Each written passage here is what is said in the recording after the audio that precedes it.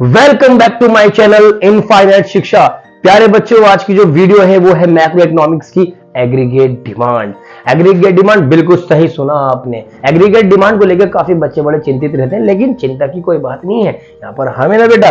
तो आप देखिए, एग्रीगेट डिमांड को अच्छी तरह समझने के लिए जरूरी है एग्रीगेट डिमांड के पहले कंपोनेंट्स को वन बाय वन समझा जाए। उसकी जो छोटी छोटी डिटेलिंग है वो आप अच्छे से समझ लोगे तो एग्रीगेट डिमांड की किसी भी कॉन्सेप्ट में, चाहे वो थ्योरेटिकल हो चाहे वो न्यूमेरिकल हो, कोई प्रॉब्लम आने वाली नहीं है। तो कम टू द पॉइंट। देखिए, सबसे पहला जो कंपोनेंट है एग्रीगेट डिमांड का वो है कंजम्पशन एक्सपेंडिचर। कंजम्पशन एक्सपेंडिचर को हिंदी में कहते हैं उपभोग व्यय। इसमें क्या होता है मैं आपको बताना चाहता हूं कि किसी भी इकोनॉमी के अंदर अलग अलग तरह के सेक्टर होते हैं, अलग अलग तरह के क्षेत्र होते हैं, अलग अलग तरह के लोग रहते हैं। तो उन लोगों के हिसाब से जो खर्चा किया जाता है, हमने उस खर्चों को, उन एक्सपेंडिचर को, उन वे को अलग अलग जगह कैटेगराइज कर दिया गया है। तो सबसे पहला जो सेक्टर होता है, मैं बात करता हूं हाउस होल्ड्स की। हाउस होल्ड्स, परिवार, यानी आप देखते हो बच्चों कि जो परिवार होता है कि परिवार के अंदर भी हमें कुछ ना कुछ खर्चा करना पड़ता है, अपनी बेसिक नीड्स के लिए भी और अपनी दूसरी डिजायर्स के लिए भी। तो अपनी जरूरतों को पूरा करने के लिए जो हम परिवार के लोग, परिवार के सदस्य खर्चा करते हैं, उस खर्चे को कहा जाता है कंजम्पशन एक्सपेंडिचर। तो हम कहते हैं कि हाउस होल्ड्स के द्वारा जो खर्चा किया जाता है, जिन चीजों पर खर्चा किया जाता है, जो वस्तुएं, जो सेवाएं एक परिवार द्वारा कंज्यूम की जा रही हैं, वो वस्तु वो सेवाएं कौन सी होती हैं? वो वस्तु वो सेवाएं होती हैं कंज्यूमर गुड्स, उपभोक्ता वस्तु और सेवा। यानी परिवार द्वारा कंज्यूमर गुड्स पर क्या जाने वाला सारा खर्चा, all the expenditure incurred by house holds on consumer goods and services. जो वस्तुओं और सेवाओं पर खर्चा किया जा रहा है फैमिली द्वारा, वो सारे के सारे खर्चे को कहते हैं हम कंजम्पशन एक्सपेंडिचर। उन सारे के सारे खर्चों को कहते हैं हम कंजम्पशन एक्सपेंडिचर या उपभोग वो कहते हैं। लेकिन एक बात ध्यान से सुनिए, परिवार जिन चीजों पे खर्चा करता है उसमें दो तरह की चीजें शामिल होती हैं, मैं बता दूं। यानी ये गुड्स दो तरह की हो सकती हैं। आप इस तरह के जो कैटेगराइज में कर रहा हूं, हो सकता है आपको किसी बुक में मिल जाए, हो सकता है आपके पास जो बुक उसमें ना हो, क्योंकि ये समझना बहुत जरूरी है कंजम्पशन एक्सपेंडिचर को कि कितने तरह की चीजें एक परिवार द्वारा कंज्यूम की जाती हैं। तो दो तरह की चीजें होती हैं, एक होती है नेसेसरी, जिसको कहा जाता है अनिवार्य वस्तु, नेसेसरी वस्तु, और दूसरी होती है लग्जरी। तो दो तरह की कॉमोडिटीज होती हैं एक परिवार द्वारा जो कंज्यूम की जाती है, एक होती है नेसेसरी और एक होती है लग्जरी।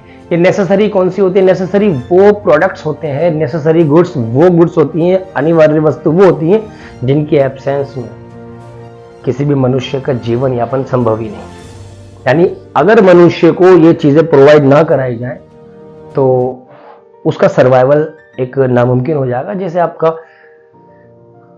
आटा, नमक, पानी, इस तरह की चीजें परिवार के लिए जरूरी होती हैं, जिसके अभाव में, जिसके एब्सेंस में कोई भी मनुष्य, nobody can survive in the absence of these kind of products like wheat, water, salt, etc.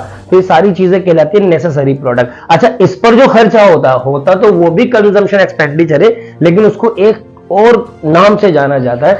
उस पर किए जाने वाले खर्चे को, उस पर किया जाने वाला खर्चा कहलाता है ऑटोनोमस कंजम्पशन।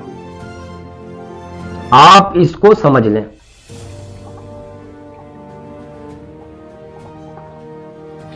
तो नेसेसरी गुड्स पर किया जाने वाला खर्चा कहलाता है आपका ऑटोनोमस कंजम्पशन, स्वायत्त उपभोग। और इस तरह जो लग्जरी गुड्स पे खर्चा होता है उसे तो हम कंजम्पशन एक्सपेंडिचर ही कहते हैं। चलो मैं लिख भी देता हूं कंजम्पशन एक्सपेंडिचर।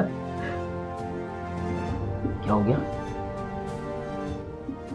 बहुत ज्यादा नीचे हो गया, लेकिन नजर तो आ रहा होगा।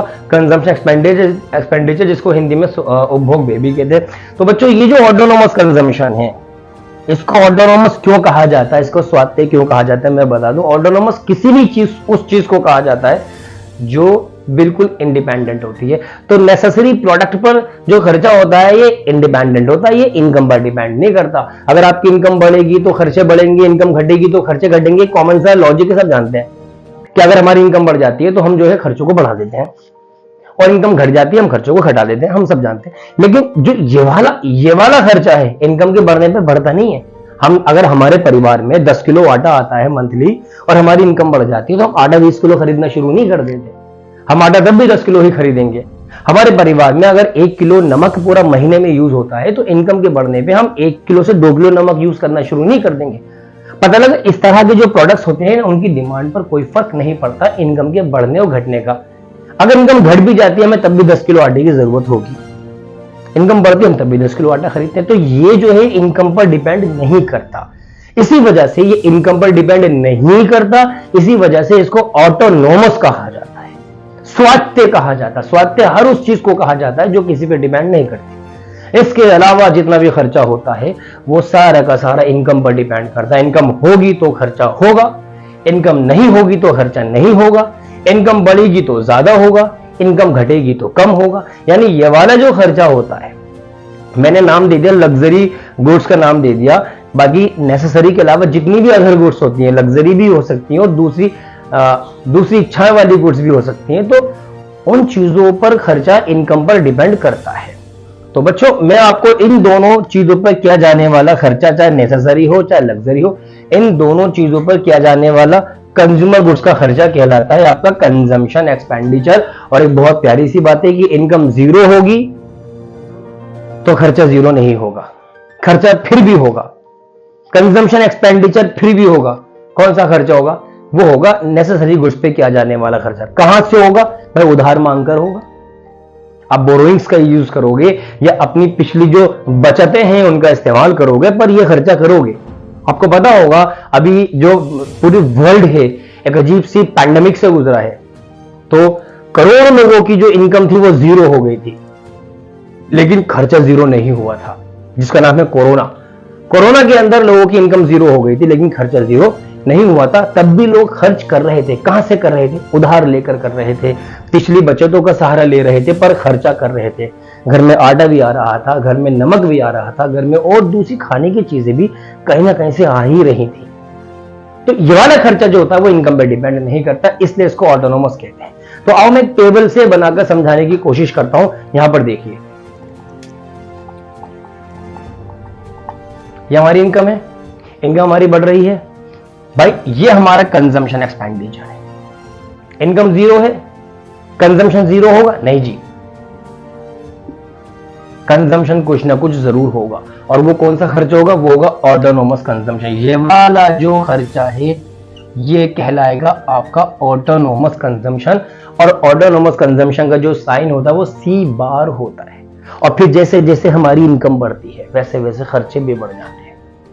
बट परंतु लेकिन किंतु एक बात ध्यान रखना बच्चों, इनकम के बढ़ने पर कंजम्पशन हमारा बढ़ेगा, लेकिन कंजम्पशन के बढ़ने का रेट मतलब स्पीड, इनकम के बढ़ने की स्पीड से हमेशा कम होगी। इनकम देखो 0 से बढ़ के 100 हुई, कंजम्पशन 50 से बढ़कर 100 हुआ। इनकम जो है 100 से बढ़ रहा है और कंजम्पशन 50 से बढ़ रहा है। इसी तरह इनकम फिर 100 से 200 हुआ, कंजम्पशन 100 से 150 हुआ, 200 हुआ, 250। तो आप देख सकते हो प्यारे बच्चों, जैसे जैसे इनकम बढ़ती है वैसे वैसे कंजम्पशन भी हमारा बढ़ता है, लेकिन कंजम्पशन के बढ़ने का रेट इनकम के बढ़ने के रेट से हमेशा कम होता है, जैसा हमने बना दिया। तो टेबल के अंदर ना वो सारी चीजें हमें दिखानी होती हैं जो इसके कॉन्सेप्ट में है। तो मैं दोबारा बता दूं, कंजम्पशन एक्सपेंडिचर क्या होता है भाई? परिवार द्वारा उपभोक्ता वस्तु और सेवाओं पर किया जाने वाला सारा का सारा खर्चा कंजम्पशन एक्सपेंडिचर कहलाता है। और इनकम के जीरो लेवल पर यह कुछ ना कुछ जरूर होता है। ये कौन सा खर्चा होता है? ये ऑटोनोमस कंजम्पशन होता है, जो नेसेसरी प्रोडक्ट्स पर किया जाने वाला खर्चा होता है। और हम और आप बहुत अच्छे से जानते हैं कि नेसेसरी प्रोडक्ट क्या होता है। नेसेसरी प्रोडक्ट वो होता है कि जिसके एब्सेंस में कोई भी ह्यूमन बीइंग सर्वाइव नहीं कर सकता, लाइक आटा, नमक, पानी और दूसरी खाने की चीजें, फूड, क्लोथ, शेल्टर, यानी हमारी बेसिक नीड्स, उस पर किया जाने वाला सारा का सारा खर्चा ऑटोनोमस कहलाता है। ऑटोनोमस इस वजह से कहलाता है क्योंकि ये इनकम पर डिपेंड नहीं करता। इनकम बढ़े, इनकम घटे, इनकम हो, इनकम ना हो, ये तब भी हो जाता है।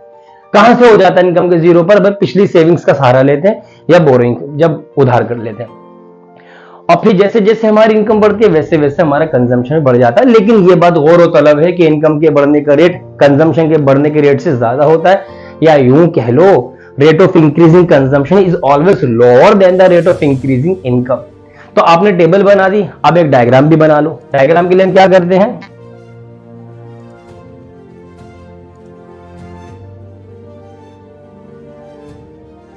तो इस तरह हम OX को ड्रॉ करेंगे और OY को ड्रॉ करेंगे। OX पर हमने नेशनल इनकम को रिप्रेजेंट किया एज यूजुअल, और OY पर हमने कंजम्पशन एक्सपेंडिचर को रिप्रेजेंट किया।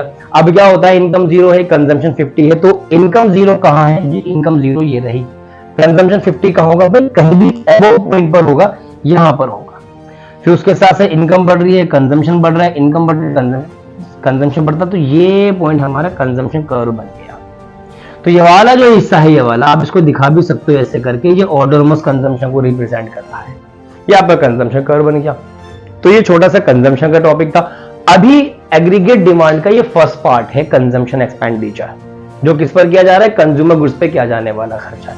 बच्चों होता क्या है, ये एग्रीगेट डिमांड कोई सा भी टॉपिक हो इतना मुश्किल नहीं होता। आपने क्या करना होता है, आपने उसको पूरा ध्यान मुग्ध होकर पढ़ना होता है। मेरी वीडियो देख रहे हो, आप बुक से पढ़ते हो, स्कूल में पढ़ते हो, और बहुत सारे बच्चे हैं जो कोचिंग्स वगैरह में पढ़ते हैं, सारे टीचर, सारे बुक्स बहुत अच्छी होती हैं, टीचर बहुत अच्छा पढ़ाते हैं, फर्क थोड़ा सा होता है हमारे सुनने में, हमारे समझने में। अगर आपने थोड़ा सा भी ध्यान लगाकर किसी का भी पढ़ा होता है तो आपको वो समझ में आ जाता है। आपने कुछ नहीं करना बच्चों, अपने मोटिव को, अपने टारगेट को अपने सामने रखना है, और उसको अचीव करने के लिए, उसको प्राप्त करने के लिए, उस टारगेट तक पहुंचने के लिए हमें जो कुछ भी करना है वो आप करो। और उसमें सबसे बड़ा जो रोल प्ले करता है वो आपके एजुकेशन लेवल करता है, वो आपकी एजुकेशन करती है, आप किस हद तक अपनी शिक्षा को ग्रहण कर पाते हो। तो बच्चों ये 12th क्लास चल रही है आपकी, और 12th क्लास के प्री बोर्ड अब आने को है, मिड टर्म अभी आपके समाप्त हुए हैं, और बहुत सारे बच्चों ने पढ़ना भी शुरू नहीं किया।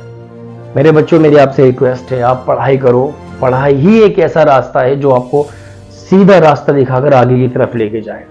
अगर आपने भी पढ़ाई को साइड में रखकर दूसरे कामों में लग गए तो ये वक्त जो है, जो चल रहा है, ये गुजर जाएगा। और इसके गुजरने के बाद बेटा कितने ही कोशिशें कर लेना, ये वक्त तो लौट कर नहीं आएगा। कुछ भी कमा सकते हो आप, लेकिन वो वक्त जो आपने गुजार दिया वो कभी नहीं कमा सकते।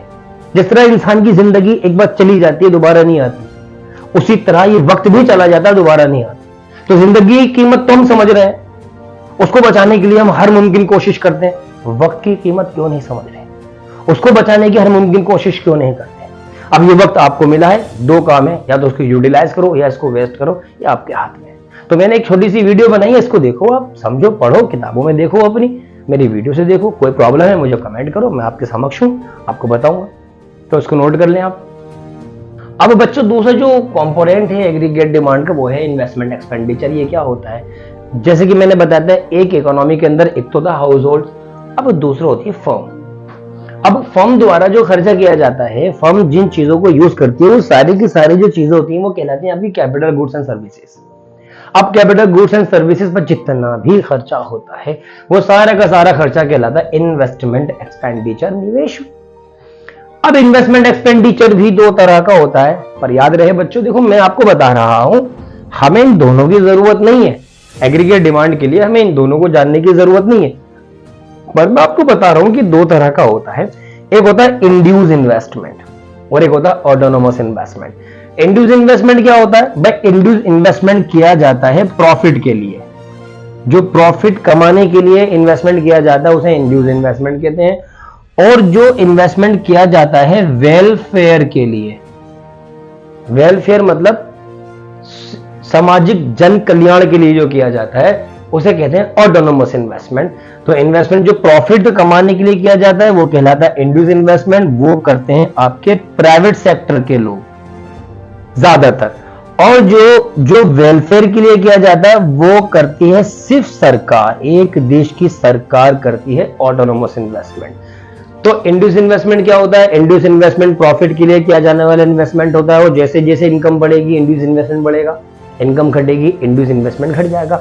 जबकि बात अगर हम करें ऑटोनोमस इन्वेस्टमेंट की, जिसको हम कहते हैं स्वायत्त उपभोग, सरकार द्वारा वेलफेयर की भावना से प्रेरित होकर जो किया जाता है वो सारा का सारा निवेश कहलाता है ऑटोनोमस इन्वेस्टमेंट। और इसके लिए जो याद रखने वाली बात है वो ये है कि ऑटोनोमस इन्वेस्टमेंट इनकम पर डिपेंड नहीं करता।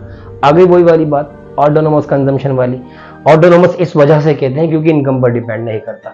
ये भी इनकम पर डिपेंड नहीं करता, इनकम हो ना हो ऑटोनोमस इन्वेस्टमेंट होगा, और इनकम के बढ़ने पर ना तो ये बढ़ेगा ना इनकम के घटने पर घटेगा, यानी ये इनकम के सभी लेवल पर कांस्टेंट रहता है।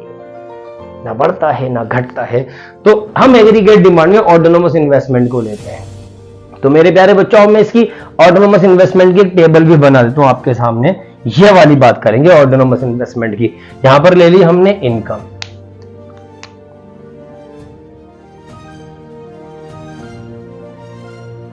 अब ऑटोनोमस इन्वेस्टमेंट जिसको हमने कैपिटल आई से लिख दिया, 0 है ये तब भी 100 है।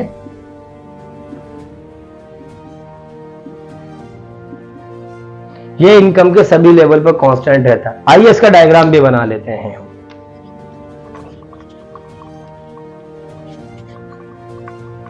आप देख सकते हो कि इनकम 0 है, ऑटोनोमस इन्वेस्टमेंट 100 है, इनकम बढ़ रही है तब भी 100 ही है, यानी इसका कर्व जो बनेगा parallel to O X axis बनेगा।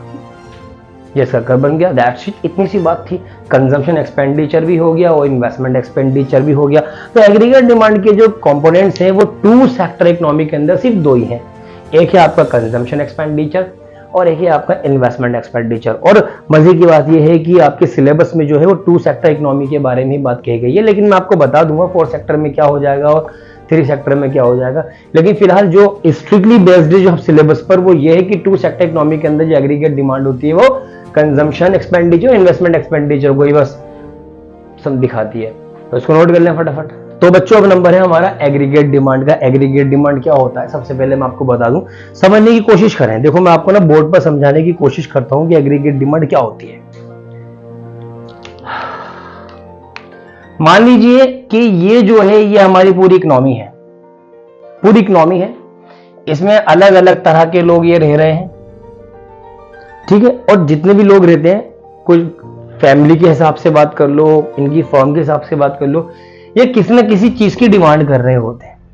तो हम बात करें अगर पूरे फाइनेंशियल ईयर की, लो जी 1 अप्रैल से स्टार्ट होता है हमारा फाइनेंशियल और पूरा साल गुजर के खत्म होता है 31 मार्च पर।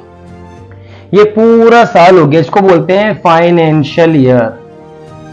Financial year. तो मेरे प्यारे बच्चों देखो कितना प्यारा सा हमने आपके सामने एक डायग्राम बना दिया कि एक फाइनेंशियल ईयर में एक इकोनॉमी में सभी लोगों ने जितना भी वस्तुओं और सेवाओं को खरीदा होगा, all the goods and services were purchased by the people in an economy during a financial year. तो पूरे फाइनेंशियल ईयर में जितना भी सामान, जितनी भी चीजें, जितनी भी सेवाएं लोगों ने खरीदी हैं, उन सबको जोड़ दो, उन सबका जोड़ कहलाता है एग्रीगेट डिमांड। तो ये छोटी सी डेफिनेशन थी। अब हम इसको ये भी कह सकते हैं, in other words we can say, ये जो लोग हैं ये 2 तरह के लोग हैं। एक है हमारे परिवार वाले, लो जी मैं लिख दिया फैमिली, जिसको हाउस होल्ड भी कहते हैं। एक है हमारे फर्म वाले, लो जी हम लिख दिया फर्म।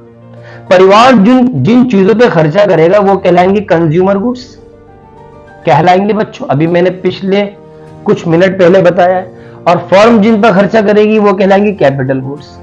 आपने 2 चीजें देख ली। अब मुझे एक बात बताओ, ये जो लोग हैं ये 2 ही तरह की चीजें खरीद रहे होंगे, या तो कंज्यूमर गुड्स खरीद रहे होंगे या कैपिटल गुड्स खरीद रहे होंगे। आपको पता है कंज्यूमर गुड्स पर जो खर्चा किया जाता है उसे बोलते हैं हम कंजम्पशन एक्सपेंडिचर। ध्यान से देख लें इसको बहुत अच्छे से, उसको कहते हैं हम कंजम्पशन एक्सपेंडिचर। और जो कैपिटल गुड्स पर खर्चा किया जाता है उसको कहते हैं हम इन्वेस्टमेंट एक्सपेंडिचर।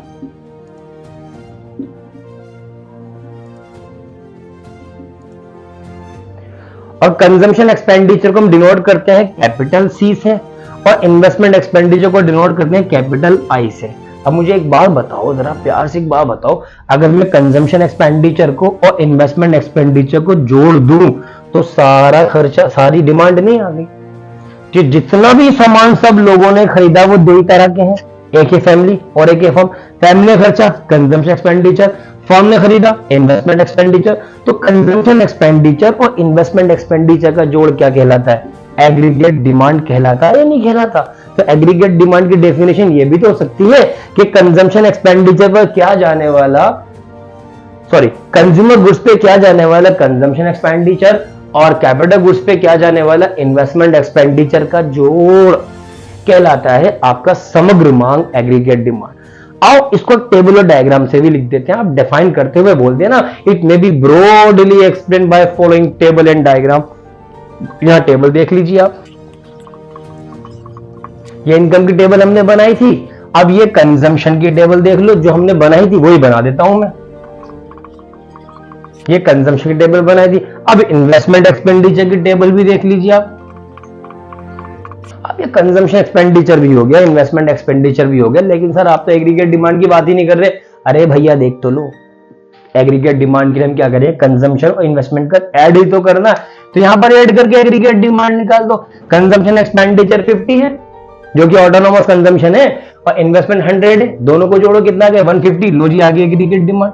यहां पर 200, यहां पर 250, यहां पर 300, यहां 350 और यहां पर 400। ये टेबल बन गई आपकी एग्रीगेट डिमांड की, देख लीजिए अब आप। अब इसका डायग्राम भी देख लेते हैं हम। लो जी डायग्राम भी देखिएगा, ये आ गया एग्रीगेट डिमांड। अब देखिए भाई कंजम्पशन एक्सपेंडिचर का कर्व बनेगा कुछ इस तरह से। तो जी ये रहा कंजम्पशन, ठीक है। लो जी मैं इसको यहाँ पे ये भी लिख देता हूँ, ऑटोनोमस कंजम्पशन है। और इन्वेस्टमेंट का कब तो कांस्टेंट ही बनेगा। तो ये रहा इन्वेस्टमेंट एक्सपेंडिचर का कर्व। अब मैं इन दोनों को जोड़ दूंगा, अगर कंजम्पशन एक्सपेंडिचर को इनकम इन्वेस्टमेंट एक्सपेंडिचर को जोड़ता हूं तो कर्व बन जाता है बच्चों एग्रीगेट डिमांड का, जो इस तरह बनेगा एग्रीगेट डिमांड C+I। ये रहा कर्व एग्रीगेट डिमांड का। तो ये पूरा टॉपिक हो गया आपका एग्रीगेट डिमांड। इसके न्यूमेरिकल भी है, इसके आगे और भी बहुत कुछ है, वो सब वन बाय वन सारी वीडियो बना देंगे। लेकिन एग्रीगेट डिमांड के बेस पर मैक्रो इकोनॉमिक्स का क्वेश्चन ना आए, दैट इज इम्पॉसिबल। ऐसा आज तक तो हुआ नहीं है और अब भी नहीं होगा, आएगा जरूर। तो इसलिए एग्रीगेट डिमांड को बहुत अच्छे से पढ़ लें। आपने मेरी वीडियो देख ली, बहुत अच्छा किया, आगे भी देखोगे मुझे पूरी उम्मीद है। वीडियो देखने के बाद ना जो भी मैंने एग्रीगेट डिमांड से रिलेटेड पढ़ा है, आपके पास जो भी बुक हो मैक्रो इकोनॉमिक्स की, एनसीईआरटी हो या कोई दूसरी अदर बुक्स हो, आप उसमें से एग्रीगेट डिमांड को पढ़ो तो आपका जो कॉन्सेप्ट है एग्रीगेट डिमांड का बिल्कुल ही क्लियर हो जाएगा। आप करके तो देखो एक बार, आप पढ़कर तो देखो, वीडियो पूरी वॉच करें और इस नोट्स को बना लें, और नोट्स बनाने के बाद आप बुक पढ़ें, ठीक है। और अगर मेरे नोट्स की जरूरत पड़े तो आप मुझे बता सकते हो, मैं आपको नोट्स भी पार्सल करा सकता हूं। तो फिलहाल आप ये देखिए, और वीडियो अच्छी लगी हो तो बच्चों, और अच्छी क्या लगी, अच्छी लगी यार ढंग से देखोगे तो इसको लाइक जरूर कर देना, शेयर कमेंट भी कर देना। Thank you very much.